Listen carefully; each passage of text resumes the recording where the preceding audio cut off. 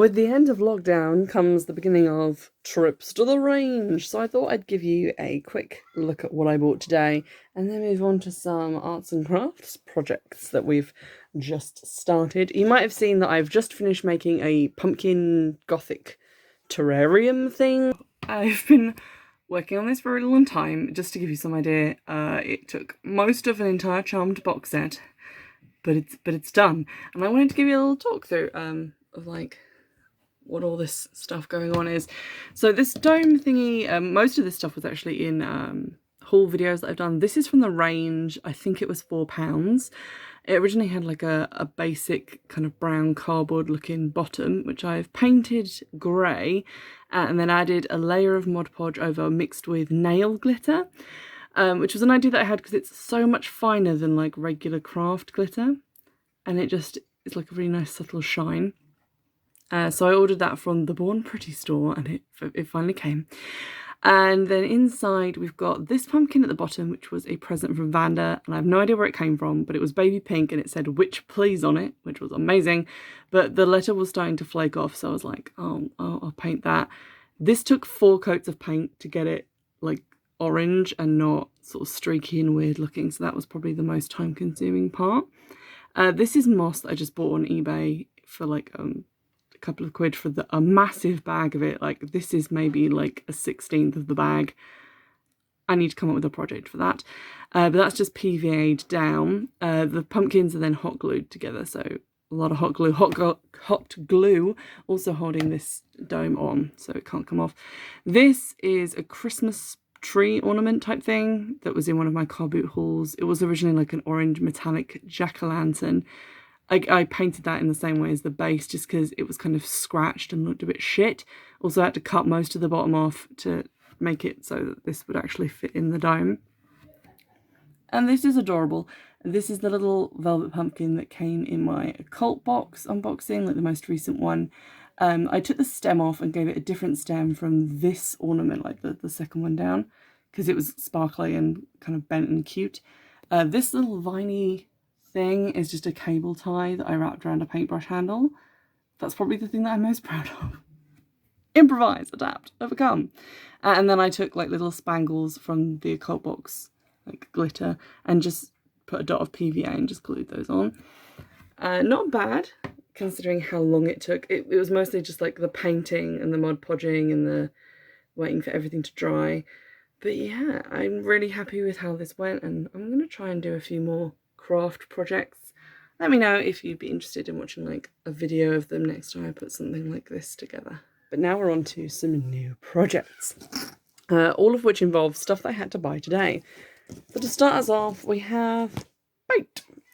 We have paint that I picked entirely due to the names, because I've got Pearl Frosted Mint, Metallic Amethyst, and something which they call Princess Pink, but which is definitely Lilac. So yeah, I don't know what to say about that. I also bought the old bumper pack of basic colours. I can never make purple properly. I know that blue plus red equals purple.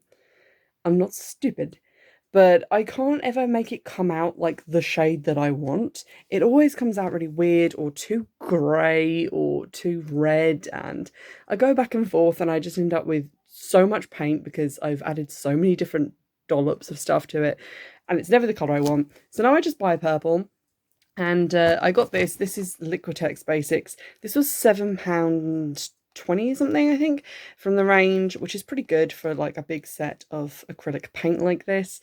The other set that I saw in there was £15, so it was like half the price. So that was pretty good. Got that.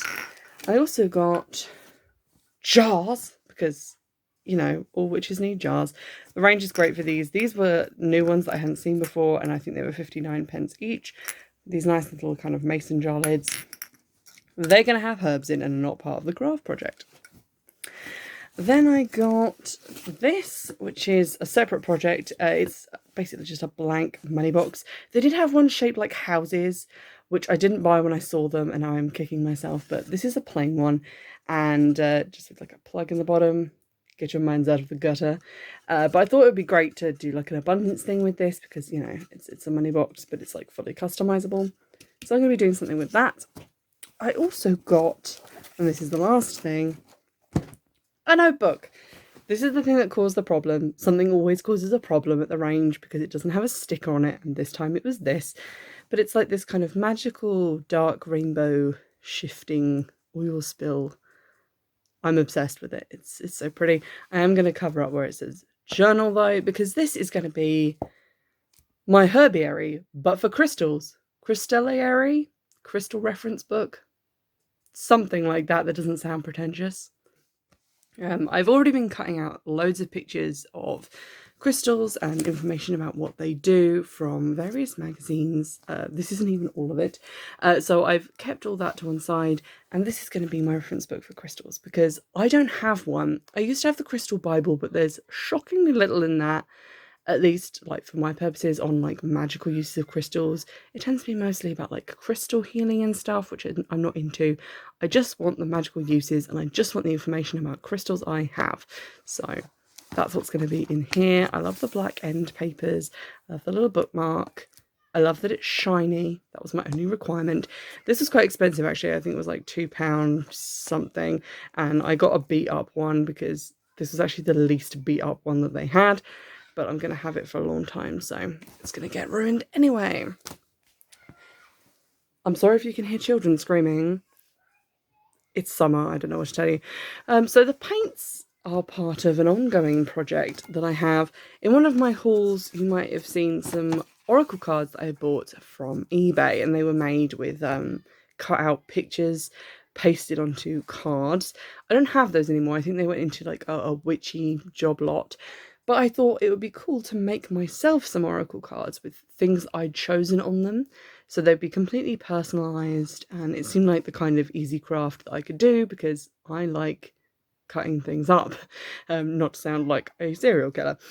So I bought this card stock. I originally had a packet of postcards that you might have seen in another haul video, but they weren't very thick. This is quite nice thick card. I think it is about 1mm thick, and I ordered it pre-cut in A6 slices from eBay. It was about £3 for this stack. And what the other cards looked like was that someone had kind of marbled a bunch of acrylic paint and then dipped a card into it to create a pattern on the back and on the front, and then stuck pictures onto that. So what I want to do is something similar. I want to have a nice marbled back, and I want to marble it with colours that I like. So purples, greens, turquoises, silver, maybe put some gold in there as well. That could be quite nice. So that's what the paint is for. I have been accruing various copies of Soul and Spirit and Destiny from eBay, various other sources, just buying new copies as well, even though they are quite expensive. And I've been cutting these up and sort of collecting them into two folders. Pictures that I quite like, and words. The words should not be in there. Bad Sarah. But also words. So I think we've got like little sayings, little quotes and things. A wasp just went past. I'm frightened. But those are going to get stuck onto the cards. I might do the front of it as just full-on collage, or I might put paint on the front as well. Not sure yet. But now I have all my paints and glue and words cut out, I'm going to start putting those together. And that will be really cool and interesting, I think, to have something that I've picked all the phrases and things that I want to go on there. I'm also going to include cards that say like do a tarot reading or do a rune reading, because oracle cards tend to be the thing I tend to first before breaking out like the serious divination. So yeah, I can't wait to update you guys on how all that turns out.